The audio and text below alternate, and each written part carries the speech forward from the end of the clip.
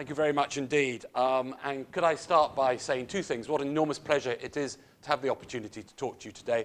And please don't read the book yet, otherwise I won't have anything left to say to you.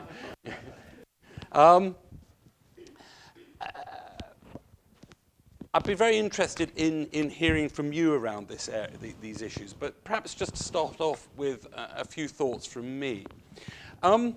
We use a variety of different terms for this shared endeavour.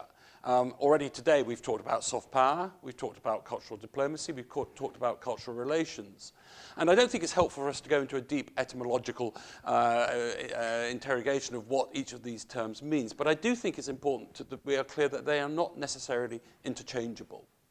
I think when you heard the High Commissioner just now talk about the American definition of cultural diplomacy, it was very much about an outward push of your nation, your culture towards others. When Joseph Nye talks about soft power, he talks about the power to gain your ends by co-option rather than coercion, the power of attraction. But it starts from the position of obtaining particular aims.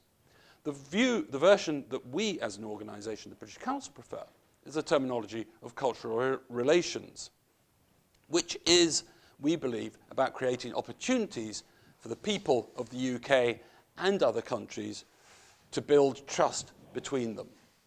And those things, I think, there are a number of key phrases within that. First of all, is about creating opportunities. Secondly, it's about people, not about governments. And thirdly, the outcome we're looking for is trust and, by extension, influence. Now, we as an organisation have been the UK's cultural relations organisation for about 80 years, and we have offices in 110 countries. And our work falls into three distinct areas, which we believe represents the most powerful means of engagement between people. And when Joe Nye talks about attraction, which we believe is a critically important part of both soft power and cultural relations, you have to ask the question, well, what are the most attractive aspects of your country? What is going to attract people to the UK rather than Germany or France or China or the United States? Because this is a competitive space we're operating in. And the most attractive aspects that we believe that we have within our range of activity are, first of all, our language. And the English language is the most learnt language in the world. Maybe not the most spoken, but it's certainly the most learnt. We estimate that there are between 1.5 and 2 billion people in the world learning English at the moment. So roughly between a quarter and a third of the world's population. The second most powerful means of sharing our culture is education, particularly higher education.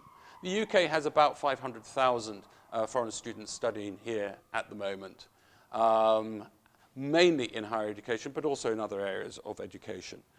But that has a huge impact also on our own institutions. So something like between 15 and 20% of tutors and lecturers within British higher education now come from other countries. There are about 20–25% of postgraduate degrees that our universities are able to offer, which are dominated by foreign students coming here to study. So the integration between our higher education system and others is hugely driven by the fact that our higher education is a huge attractor of others. And that's a paradox which I'd like to come back to. And then the third most powerful area of attraction for us is the arts and creativity. The UK's creative industries represent something like 9% of GDP. One of our great boasts is it is not simply about our great museums, our great libraries, our great writers, but it's also the fact that 2/3 of Formula One cars are designed, manufactured, and managed from the UK. The fact that within 3 straight streets in Soho, sort of half a mile away from here, something like 90% of the world's films are finished. So you might film in Hollywood or Bollywood, but if you want to finish your film and make it ready for cinematic use, you will come to London to finish it. So there's a huge base of creativity and creative industries here in this country. But again, how we maintain that requires us to have this international connection. We define soft power in the British Council as a nation's ability to build trust, make friends, and influence people, not through military might, but through sharing our most attractive assets, our culture, our education, our language, and our people. And we also believe that it is more effective than coercion. First of all, it's an awful lot cheaper. And in the present climate, that works well with our Treasury. But also, I think we all know as individuals that if you want to build a long-term relationship with someone, you don't go along and hit them over the head and say, we want a nice relationship with you. You actually try and engage with them. You talk to them. You build a relationship with them. And you build that relationship in good times as well as bad. It's also very clear to us that the most powerful connections in terms of attraction are between individuals and between institutions. They are not nation to nation. They are person to person. And that is more true now than ever before, because self-power's stock in trade is the personal interaction. And in a world where millions now connect via the internet, Facebook, Twitter, if you're a journalist, you have a real problem, because actually the competition to get the news to the world fastest doesn't come from being a journalist in a foreign capital. It actually comes from seeing what ordinary people are putting on their Facebook pages, on their Twitter feeds, the way in which they are filming using their mobile cameras. So millions connect with each other, and the soft power and cultural relations need to engage at that sort of scale.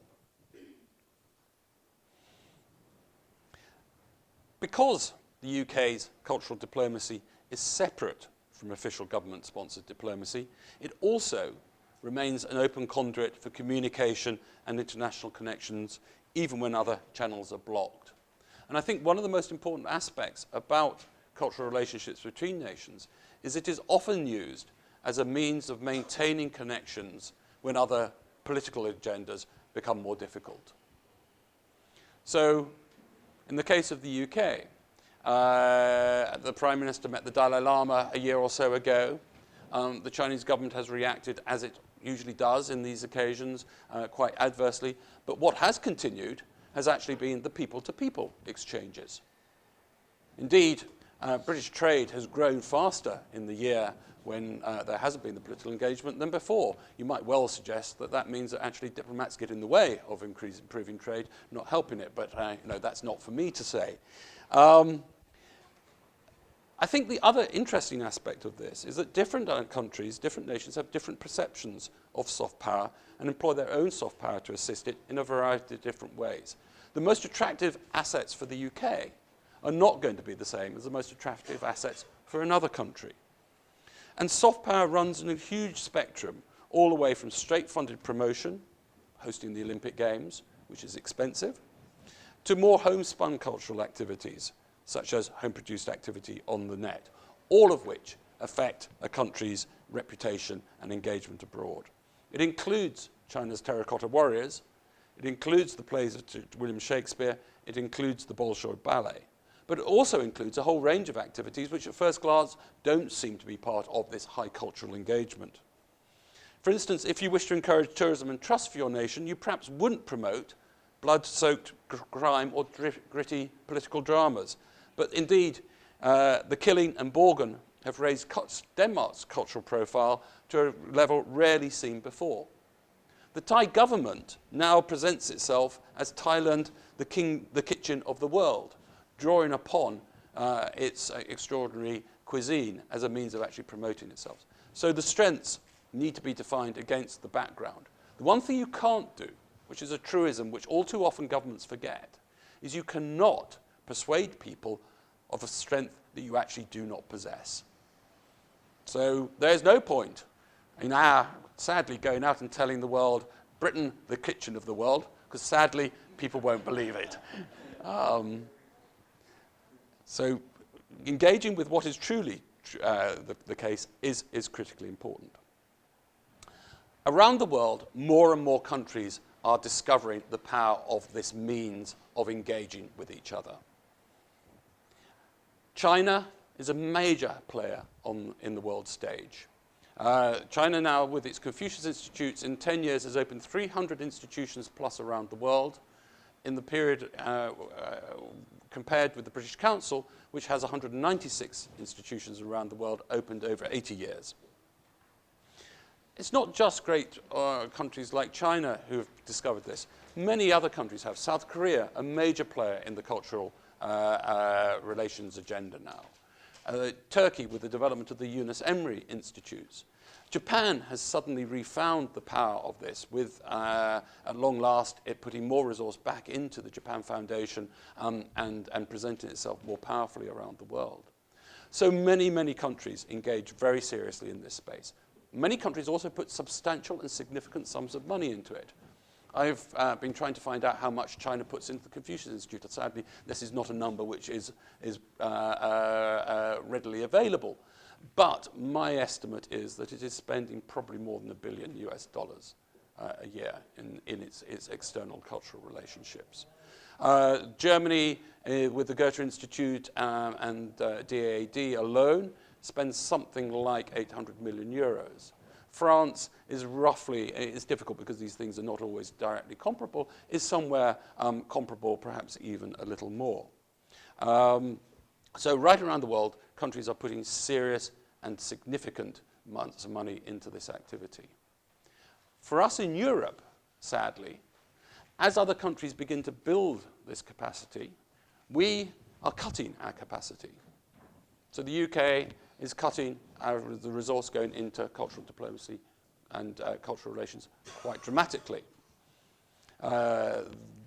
France is also making significant cuts. Other countries across Europe are finding it increasingly difficult to put resource into this area of work. And I think that that is a significant and important shift in how countries are going to be perceived in the future. In our case, we have sought to replace that reducing government funding through the development of shared funding and other commercial activity. We talk in terms of an entrepreneurial public service.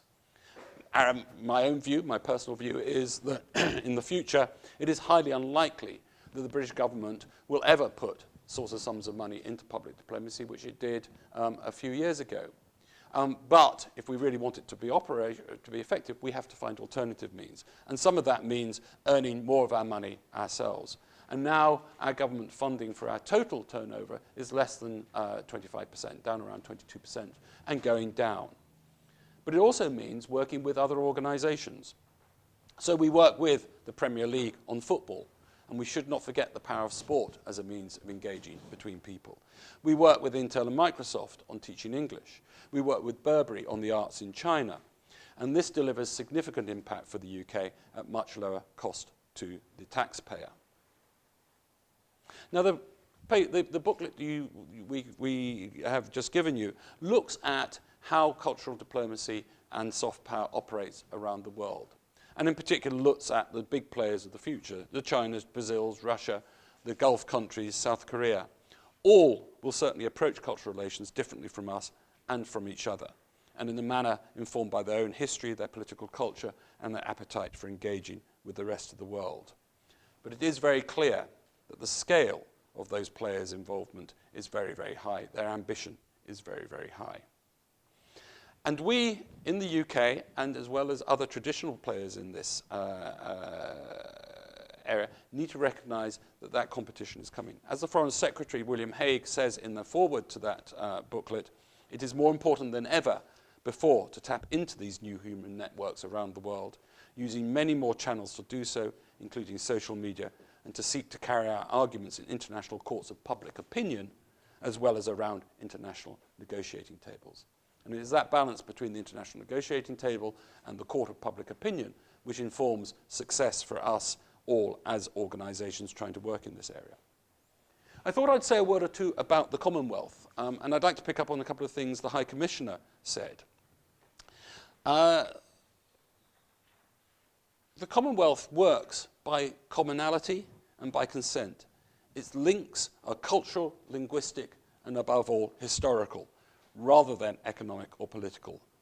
It is able to exert moral force, but its effectiveness derives from shared cultural connections which create a willingness to engage with each other. The London Declaration in 1949, when the Commonwealth consisted of only 8 countries, is still the valid founding document. It speaks of a free and equal members of the Commonwealth of Nations freely cooperating in the pursuit of peace, liberty, and progress. It's a pretty good mission statement even now for any new supranational organisation. But it is, from a British perspective, informed by a very long and complex and not always positive historical relationship between the UK and the countries of the Commonwealth.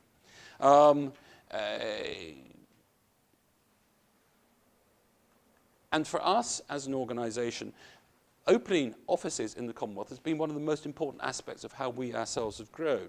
So we opened our offices in India and Pakistan in 1948, in Sri Lanka in 1949, Nepal in 1959. We opened offices in Australia and Malaysia in 1947, in South Africa in 1959. The sheer size of the Commonwealth, representing over a third of the world's population, means that there will always be a profound interest for us in what happens there. But there is also a profound expectation of us from many of the countries in the Commonwealth, an expectation of a reciprocal interest in them. There's also we have to have a recognition that for us, the complexity of the relationship means that it is always going to be more difficult to engage than for other countries. The expectations India has of an engagement with the UK is, I would suggest, different from the expectations India has of an engagement with, say, France or Germany. It may be akin in some senses with the expectations Poland has with an engagement with Germany. So that historical background informs and continues to inform the way in which this engagement happens for the future. It is also made more complicated by the very, very high number of diaspora communities here in the UK, many of which have strong historical and Commonwealth links. The High Commissioner talked about the Notting Hill Carnival, which is a fantastic example of how that diaspora has changed the way in which we operate in this country. He talked also about Liverpool, and in some senses Liverpool has one of the most shameful histories in terms of British engagement with the Commonwealth, being the centre of the slave trade for many years. But it is also the point where of opportunity and exchange between this country and other parts of the world. So there are all these complex threads which run through and between the relationship between the UK and Commonwealth countries. It is interesting, just as a side point, that we actually call ambassadors from Commonwealth countries in this country and our own ambassadors in Commonwealth countries High Commissioners, not ambassadors, which is an indication of a different sort of relationship we seek to have. But one thing that's worth saying about diaspora communities is that they provide a huge connection and link between this country and Commonwealth countries, countries of their origin, but also they are make that relationship more complex. Diaspora communities are traditionally more conservative than many of the country than their homelands. They have often have a view of what life should be like in their country of origin, which is very different from the expectations of people still living in those countries. They often are seen as a hark back to a former period, not a modernising effect. And so how we engage with diasporas seems to me to be a critically important point, and something which I believe in this country we have not done well enough in actually looking at how we actually build our relationships more widely. Now, I think I'm beginning to run out of time, but there are 3 key features for soft power and cultural relations, which I'd like just to end on. The first of those is the absolute clarity in our mind that the soft power is most effective when it is at arm's length from government. Government seeking to engage and influence others is always going to be distrusted. It is always seen as having an ulterior motive, which tends to be short-term and necessarily, or all too often, seen as zero-sum. If you win, somebody else loses. So that gap between government and soft power and cultural relations organizations seems to us to be critically important. It is also a source of extreme discomfort for governments. Because if you are going to engage between nations, then you've got to do it on the basis of openness and honesty. And that means sometimes criticizing your own government or exposing some of the things which don't work so well. In my experience, the most powerful way in which we engage with other countries is not when we tell people how well we've done something. It's actually when we explore how badly we have made a mess of things. It's not do it our way, it's please don't do it our way, let's explore how we might do these things differently. That openness, that honesty is critically important. It also makes politicians deeply uncomfortable. So that arm's length, critically important. Governments still have a really important role, but it is about creating the conditions through which exchange can take place, not trying to manage that exchange. In our case, if only our government recognised the impact visa policy has on the way in which this country is viewed internationally, we might well have a rather different visa policy than perhaps we have at the moment. I think the second and critically important aspect is that effective cultural relations and an effective exploration of soft power is an issue of mutuality. There is no point in telling someone else to be interested in you if you're not interested in them. There's no point in going overseas and saying, aren't we wonderful? If actually you're not in the slightest bit interested in whether or not the people you're engaging with are also rather interesting. So that exchange, that mutuality is critically important. In the case of this country, one of the critical issues that we have is our failure to actually learn other people's languages. If we do not build a young population capable of engaging internationally with the skills and the inclination to cross international boundaries, then I think we are going to have a much, much weaker long-term engagement around the world, and our prosperity, security, and long-term interests will suffer as a result. It's important not just for business and organizations working internationally, and they do tell us very, very clearly that they actually have more interest in people with a strong international dimension to their education than simply the quality of their degree. But it also requires an increasingly diverse workforce inside organizations and inside countries. So, for us, one of the big challenges is how do we actually begin to build opportunity for young British students to work, study, engage, have internships overseas, and that's a big agenda for us. But it is also helping people come to this country, explore their culture in multiple different ways. That's why, for me, the Cultural Olympiad last year was so exciting, because actually it brought a whole range of different cultures to the UK in a way which had never seen it before. But the final thing, the final paradox of this, is that this is a long-term, slow-burn engagement. There is no point, sadly, for me, my being able to demonstrate to Treasury that the outcomes of an extra £10 million, what that can turn into X million pounds worth of, or hundreds of million pounds worth of exports within a very short period of time. It doesn't work that way. Relationships are long-term, they are generational. The investment needs to be continuous over a significant period of time if it is going to be successful. And that is very difficult in the present funding climate. The other thing is, it is extremely difficult to find a direct causal relationship. I cannot be able to demonstrate that the fact that the mayor of Shanghai studied in China, in the UK 30 years ago translates directly into a different sort of relationship between this country and Shanghai. But all of us as intelligent human beings recognize that in our own lives, these things make a difference. Why should it not make a difference to others? But that causal relationship, extremely difficult to be able to create.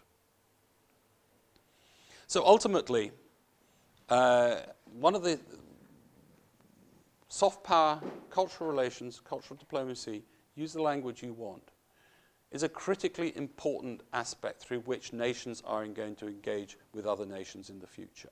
It is becoming an increasingly competitive space. It is becoming an increasingly challenging space, but it is also becoming increasingly valuable set of space for countries to be involved in. It is ultimately soft power not saying we're going to show you we're much better than you are. It is saying we actually have something you might like to engage with because you and I have something in common.